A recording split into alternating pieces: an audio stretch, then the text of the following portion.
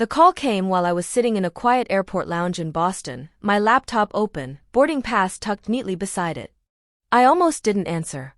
But when I saw her name, I knew ignoring it would only delay what she clearly wanted to say, publicly. She didn't ask where I was.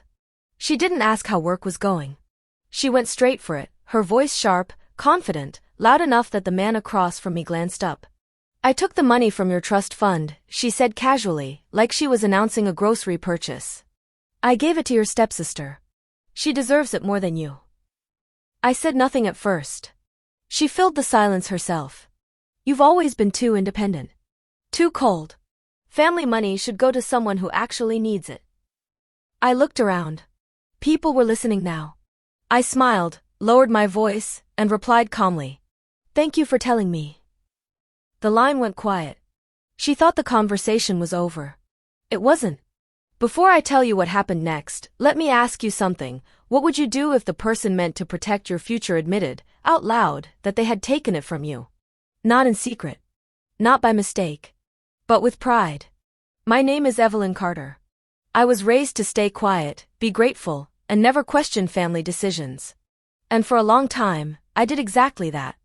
Until the day silence stopped protecting me, and started protecting them. I wasn't raised rich in the way people imagine. There were no yachts, no marble staircases, no flashy vacations posted online. What I was raised with was structure. My father believed in planning, in setting things aside quietly and early, especially for the future he knew he might not always be around to see. The trust fund was created when I was 12. It wasn't a gift, it was a safeguard. Money earmarked for education, stability, and a life where I wouldn't have to depend on anyone's mood or approval. After my mother passed and my father remarried, the fund became an unspoken subject. Not forbidden. Just avoided. I learned early how to be useful. I stayed out of trouble. I worked through college. I built a career in corporate compliance, the kind of job that rewards attention to detail and punishes emotional decisions. I paid my own rent. I sent birthday gifts on time. I showed up for holidays even when the room felt tight the moment I walked in. My stepmother, Linda, liked to tell people how independent I was. She said it with a smile that suggested pride, but it always carried an undertone. She doesn't need help. My stepsister, Melissa, was the opposite. Always in transition. Between jobs. Between ideas. Between responsibilities. I never complained. In our family, gratitude was currency, and questions were treated like ingratitude. So I gave more than I asked. I listened more than I spoke. And I trusted, quietly, that what was set aside in my name would remain exactly where my father intended it to be. The first signs weren't dramatic. They never are. They arrived disguised as harmless comments, casual decisions made without me, conversations that stopped the moment I entered the room. Linda began managing more of the family paperwork after my father's health started declining. She called it helping. I called it none of my business, at the time. Whenever I asked simple questions, she answered with reassurance instead of facts. "Everything's handled, Evelyn. Don't worry about it." Worry, apparently, was something only needy people did. Melissa's lifestyle shifted in small but noticeable ways. A newer car. A sudden ability to take time off work. Rent problems that resolved themselves overnight. When I asked how she was affording things, Linda laughed lightly. "Some people just know how to ask for help." At family dinners, jokes started landing differently. Linda would mention how Melissa was finding herself, then glance at me and add, "Evelyn's always been fine on her own." Fine. The word became a boundary. A justification. An excuse.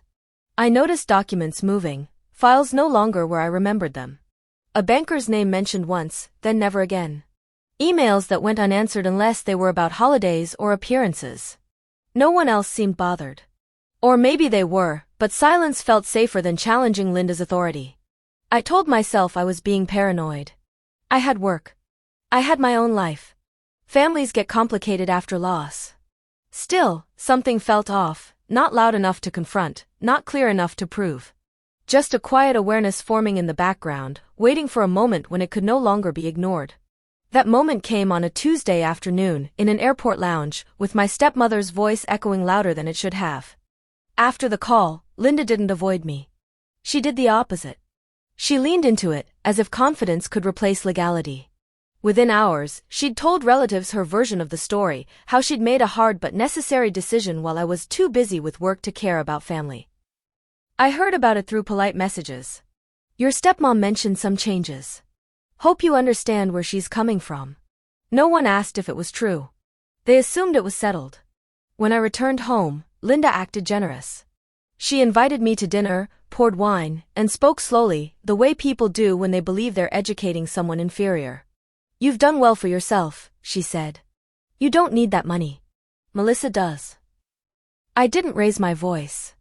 I didn't accuse her. That seemed to frustrate her more than anger would have. She expected tears. Or pleading. Or a dramatic reaction she could use as proof that I was unstable. Instead, I asked questions, small ones. Dates. Names. Which accounts? She waved them away.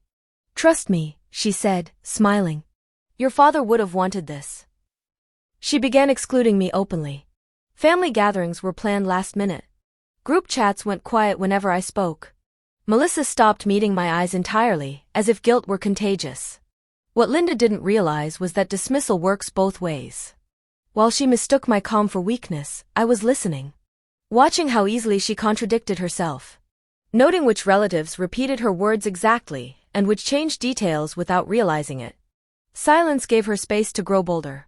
And boldness, I would soon learn, makes people careless. There's a particular kind of loneliness that comes from being surrounded by people who've already decided you're wrong. It doesn't arrive with shouting or slammed doors. It settles in quietly, through unanswered messages and conversations that continue without you. I started questioning myself. Not because the facts were unclear, but because no one else seemed interested in them. I replayed the call in my head, wondering if I'd misheard her tone, if I'd somehow invited the disrespect by being too distant over the years. Work became my refuge. Numbers, policies, compliance reviews, things that followed rules and left paper trails. Still, even there, the exhaustion followed me. I caught myself staring at my screen, thinking about how easily trust can be rewritten when the storyteller is confident enough. Linda sent me one message that week. I hope you're being mature about this. It read less like concern and more like a warning. As if any resistance would prove her point. Melissa posted photos online, new furniture, weekend trips, a caption about fresh starts. Relatives liked the posts. Commented hearts. No one mentioned the source of that fresh start. At night, doubt crept in. Not about what was taken, but about whether fighting back would cost me more than it was worth. Families have a way of punishing those who disrupt their chosen narrative. But even in that fog, something in me stayed steady. I didn't lash out. I didn't confront. I didn't defend myself to people who hadn't asked for the truth. Instead, I waited. Because self-doubt can paralyze you, or it can sharpen your awareness. And slowly, I began noticing what didn't add up. Dates that conflicted. Stories that shifted depending on the audience. Silence where records should exist. They thought I was retreating. I wasn't. The letter arrived on a Friday. No warning. No call. Just a thick envelope forwarded to my apartment, addressed in a law firm's neutral font. Inside was a formal notice stating that the trust had been restructured months earlier. Control transferred. Disbursements already executed. The language was clean, precise, and deliberately final. On paper, it looked legal. According to the document, the funds had been reallocated for family support purposes under my stepmother's authority as acting trustee. My name appeared only once, listed as a former beneficiary. I sat on the edge of my couch, the letter folded neatly in my hands, and felt the weight of what it was designed to do. This wasn't just about money. It was a declaration. A closing statement meant to discourage response. When I reached out to the firm, the receptionist's tone was polite but distant. We can't discuss internal decisions, she said. You'd need representation. Representation meant expense. Time. Stress. And the near certainty that my family would frame any legal action as greed. I could already hear it. She's fighting over money she doesn't even need. Linda made sure the timing hurt. That same evening, a family group message lit up, photos from a dinner I hadn't been invited to. Melissa at the center. Linda's hand on her shoulder. A caption about doing what's best for the family. This was the moment most people break. The point where resistance feels futile and silence turns into surrender. I let myself feel it, the anger, the disbelief, the sharp edge of loss. Not just of the money, but of the version of family I'd assumed still existed. Then I placed the letter in a folder, labeled it with the date, and slid it into my desk drawer. Because if this was the ending they were offering me, I knew one thing for certain. It wasn't the truth. And it wasn't over. I didn't confront anyone after the letter arrived. Not Linda. Not Melissa. Not the relatives who suddenly spoke about me in the past tense. I went to work. I paid my bills. I answered messages that had nothing to do with the trust and ignored the ones that did. Outwardly, nothing changed. Internally, I shifted into a different mode, the one I used at work when something felt off but proof hadn't surfaced yet. I stopped reacting and started observing. Every conversation became data. Every message, a timestamp. Linda grew comfortable. She stopped lowering her voice when discussing money. She mentioned the trust openly now, as if repetition could normalize the theft. Melissa followed her lead, telling friends she'd finally been supported the way family should support you. I kept my responses neutral. Short. Unemotional. The less resistance I offered, the more information they volunteered. At night, I reviewed everything I had, old emails from my father, copies of account statements he'd once insisted I keep, handwritten notes about how the trust was supposed to function. I didn't know yet how they'd fit together. I only knew they mattered. Endurance isn't passive. It's strategic patience. They believed the absence of conflict meant acceptance. That belief made them careless. And carelessness, over time, leaves fingerprints. By the end of the week, I had a growing timeline. Nothing explosive. Nothing dramatic. Just enough to confirm what my instincts had already told me. Whatever Linda had done, she'd assumed no one would ever look closely. She was wrong. The first clear pattern emerged when I stopped treating each incident as separate. Alone, every decision Linda made could be explained away. Together, they told a different story. Dates didn't line up. The trust was supposedly restructured during a period when my father was hospitalized, sedated, barely conscious. Yet the paperwork listed his verbal approval. I checked my calendar. On that date, I'd been sitting beside his bed, watching a nurse explain medication he couldn't respond to. Linda's stories shifted depending on who she spoke to. To relatives, the trust had been temporarily redirected. To friends, it had been fully transferred. To me, she claimed it was what your father wanted all along. Those contradictions mattered. I pulled bank statements from an old cloud backup my father had insisted we keep synchronized. The original trust account number was still there. So were the withdrawal dates, clustered tightly over 3 weeks. Large amounts. Repeated transfers. None matching the distribution schedule outlined in the original trust agreement. Melissa's spending suddenly made sense. What surprised me most wasn't the theft. It was the confidence. Linda hadn't hidden her tracks well. She'd hidden them lazily, assuming emotional leverage would protect her more than legality ever could. Once I saw the pattern, the fog lifted. This wasn't a family disagreement. It was a misuse of authority. A breach of fiduciary duty. And breaches leave evidence. I stopped questioning my memory. I stopped wondering if I was being dramatic. Clarity has a calming effect. You no longer need to convince yourself you're right. From that moment on, my role changed. I wasn't the wrong daughter anymore. I was an analyst. And analysts don't argue with narratives. They collect proof and let the facts do the talking. There was one thing Linda never asked me after my father passed. Not once. She never asked what documents he'd shared with me. My father had been careful in quiet ways. Long before his health declined, he'd forwarded me emails just in case. Bank summaries. Trustee guidelines. A scanned letter from the attorney who originally set up the trust, explaining, clearly, what could not be done without my written consent. At the time, it felt unnecessary. Almost paranoid. Now, it felt deliberate. I created a private folder on an encrypted drive and began reconstructing the timeline. Original trust agreement. Medical records showing my father's condition during the alleged approval. Bank transfers that bypassed mandatory waiting periods. Emails from Linda that contradicted the legal language she claimed to be following. Then there were the witnesses, people who didn't realize they were witnesses. A nurse who'd documented my father's incapacity. A banker who'd responded to an email Linda sent, questioning whether certain withdrawals were within scope. An aunt who casually mentioned Linda asking how long challenges to trusts usually take. None of them knew what I was building. And I made sure they stayed unaware. The advantage wasn't just the documents. It was timing. Linda believed she'd already won. Melissa had already spent part of the money. The family had already accepted the story. That's when people stop being careful. I didn't confront them with evidence. I didn't hint at legal action. I didn't even change my tone. I continued being polite, distant, predictable. Because the strongest position isn't the one that announces itself. It's the one that lets the other side step further into their own certainty until there's no room left to retreat. Something quiet but permanent shifted in me once I stopped hoping for fairness from people who benefited from my silence. I no longer waited for Linda to explain herself. I no longer checked Melissa's social media with that dull mix of anger and disbelief. Their opinions, of me, of the situation, of what I deserved, lost their weight. Instead, I felt something steadier take its place. Clarity simplifies things. When you know exactly where you stand, you stop negotiating with illusions. I wasn't fighting for approval anymore. I was protecting the integrity of something my father had built with intention. I noticed the change in myself at a family brunch. Linda made a pointed remark about how money can ruin relationships, watching my reaction carefully. I met her eyes, smiled politely, and asked her to pass the salt.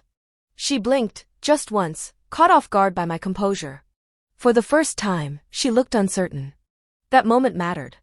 Not because it was dramatic, but because it confirmed something important. Control isn't loud.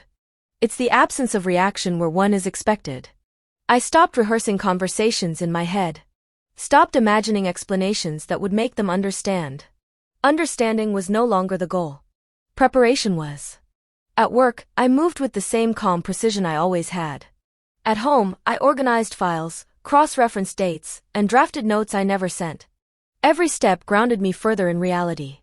I wasn't becoming colder. I was becoming clearer. And clarity, I realized, is what makes patience possible. Not the fragile kind that waits for mercy, but the disciplined kind that waits for the right moment. I treated the next few weeks like assembling a puzzle no one else was aware existed.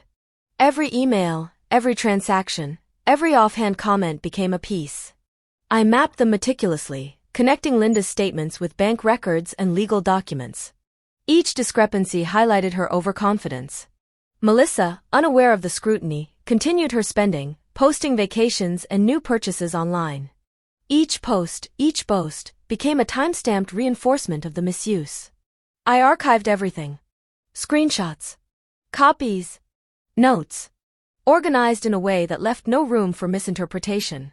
I reached out quietly to the few professionals who had been involved, attorneys, bankers, even the nurse who had documented my father's condition. No confrontation, no alarm. I framed my questions as curiosity, interest, concern.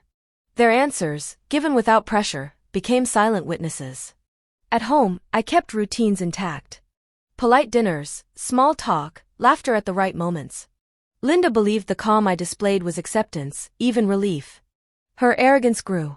She believed she had anticipated every response, every counter. She had underestimated one thing, my ability to wait. Patience was my weapon. Evidence, my shield. Precision, my power. And unlike her, I didn't need a dramatic reveal until the moment it mattered most. I knew that striking too soon would alert her, giving her time to cover tracks or manipulate narratives. By the end of the month, the preparation was complete. Every document cross-verified. Every witness accounted for. Every lie and inconsistency catalogued. I didn't feel triumphant yet, only ready. Because power isn't shown in haste. It's displayed in timing. And my moment had not yet come. Linda believed she was untouchable. She had spent so long enjoying control that she didn't notice the slow, quiet structure forming behind the scenes. She had no idea what was coming. And when the time arrived, it would be irreversible.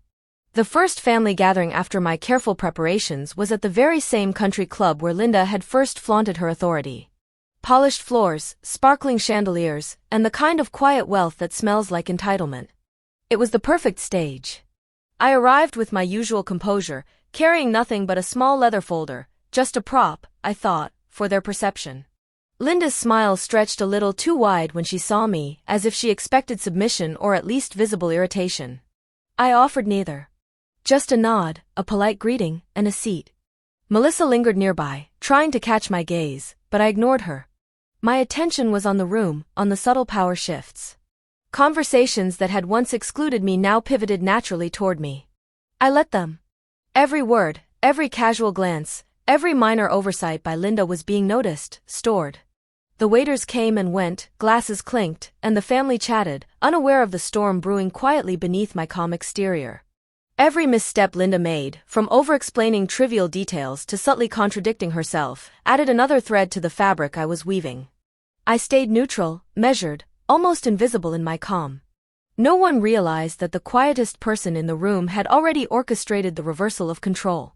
No one knew the evidence, the timeline, the witnesses tucked neatly behind every smile and nod. By the end of the evening, it was clear, those who had underestimated me were beginning to sense that something had changed. The balance of power was shifting. Not loudly. Not publicly. But palpably. And Linda, confident as she was, had yet to notice the foundation of her collapse had already been laid. The arena was set. Linda's confidence grew as she believed I was still quietly defeated.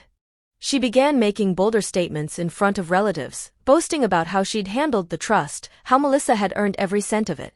Her words were meant to intimidate, to reinforce the narrative she had constructed.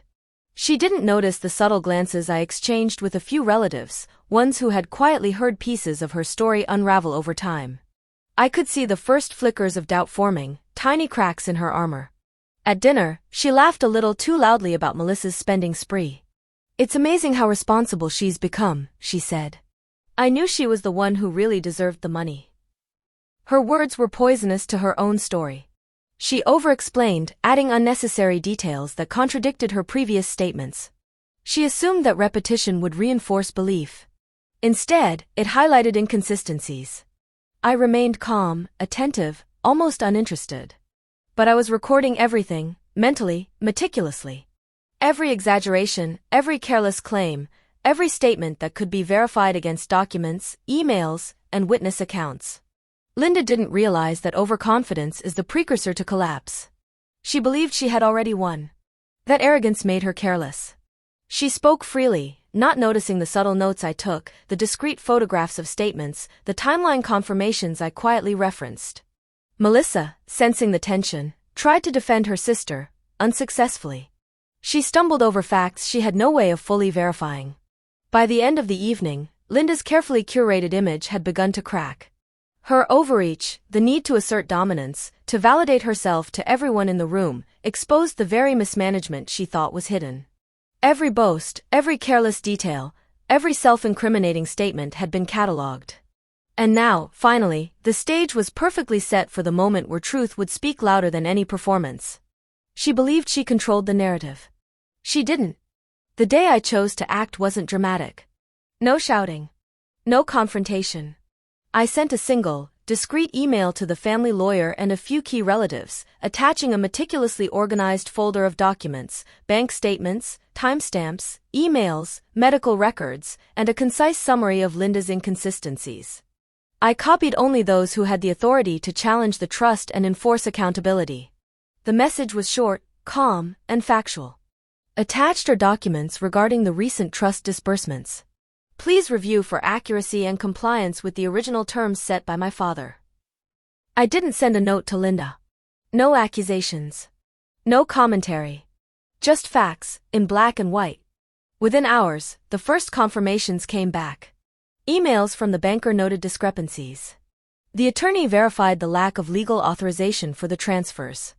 The nurse confirmed the medical impossibility of my father approving those decisions during his hospitalization. Linda, realizing she had no defense, tried to intervene. Her calls went unanswered. Her texts remained unread. At the next family gathering, the tension was palpable. Linda attempted to explain herself again, but the tone had shifted. Key relatives were no longer listening to her version, they were reviewing the facts in their own hands. Melissa fumbled, unsure which story to defend. I spoke only once. Quietly. Calmly. The documents speak for themselves. And they did. The room went silent. Linda's carefully constructed narrative had collapsed under the weight of its own inconsistencies. Every boast, every overreach, every manipulative claim was now transparent. No shouting. No spectacle. Just truth. And in that silence, the reversal was complete. The aftermath of the truth release was immediate, though calm. Linda's carefully maintained image unraveled quietly but unmistakably. Relatives whispered in corners, checking their own copies of documents, comparing dates, questioning past statements. What she had thought was authority was now a liability. Melissa's once bright confidence dimmed as she realized the money she had spent, the vacations she had flaunted, and the social media posts she had celebrated were now tied to mismanagement that could no longer be defended. At the next family event, Linda arrived with the same wide smile, the same expectation of dominance, but it faltered the moment she met my gaze. Her words, rehearsed and polished, fell flat. Key relatives interrupted, questioning the legality of her actions. Her voice, once commanding, trembled under scrutiny. She tried to regain control, offering explanations, rationalizations, even excuses, but each one was met with calm, factual rebuttals. No one doubted me anymore. Everyone now had the evidence in front of them. It was a quiet collapse. No yelling. No dramatics. Just the slow erosion of authority as truth replaced illusion. Where she had commanded respect through confidence and manipulation, she now faced hesitation, doubt, and judgment. And I stood there, composed, silent, observing. Not gloating. Not seeking vengeance. Just allowing the facts to dismantle the narrative she had built on arrogance and overreach. By the end of the evening, the balance of power was unmistakably clear. Linda's influence was diminished. Melissa's undeserved advantage had vanished. And I, Evelyn Carter, reclaimed my place, not through force, but through patience, strategy, and unwavering calm. The legal and social outcomes unfolded quietly, almost imperceptibly. The trust was reinstated to its original terms, with oversight now placed under a neutral attorney to prevent future misuse. Melissa returned some of the funds, quietly, without acknowledgement. Relatives who had previously taken Linda's side now approached me with cautious respect. Their curiosity had shifted. They wanted to understand how I had uncovered the truth without drama, without confrontation. My calm had become more powerful than any argument or outburst could have been. Linda's public standing within the family was permanently altered. No one doubted her intent had been malicious. She had acted under arrogance, assuming my silence would allow her to succeed. That silence, combined with meticulous documentation, had been my shield and my sword. For the first time in months, I felt a quiet relief, a sense of closure that didn't rely on punishment but on fairness restored. I didn't celebrate loudly. I didn't gloat. I simply continued my life, knowing that the truth had been acknowledged and justice had been achieved without compromising my dignity. The household routines resumed, but with subtle shifts, more accountability, more transparency, more respect. I moved through my days with the ease of someone who had weathered storms without losing herself. And in that calm, I realized something important. Power is not in confrontation. Power is in patience, preparation, and knowing exactly when and how to act. The lesson wasn't for them. It was for me. Sitting in my apartment one evening, I reflected on the months that had passed. The ordeal had tested me, not just emotionally, but strategically. It had forced me to understand the quiet strength that comes from patience, clarity, and careful observation. I had faced humiliation, isolation, and doubt, yet I emerged not by force, not by rage, but by remaining calm and deliberate. My stepmother's arrogance had been her undoing, my silence, my shield. In reclaiming what was rightfully mine, I also reclaimed a deeper sense of self. I no longer measured my worth through the approval of those who sought to manipulate me. I measured it through my integrity, my diligence, and my ability to act with wisdom rather than impulse. Justice had been served, not theatrically, but undeniably. And in that quiet victory, I discovered freedom, the kind that comes from dignity preserved and lessons learned. I am Evelyn Carter. I faced betrayal calmly, collected evidence patiently, and let truth speak where words alone could not. And in the end, I realized the most powerful victories are the ones won silently, with poise, and without compromising your own values.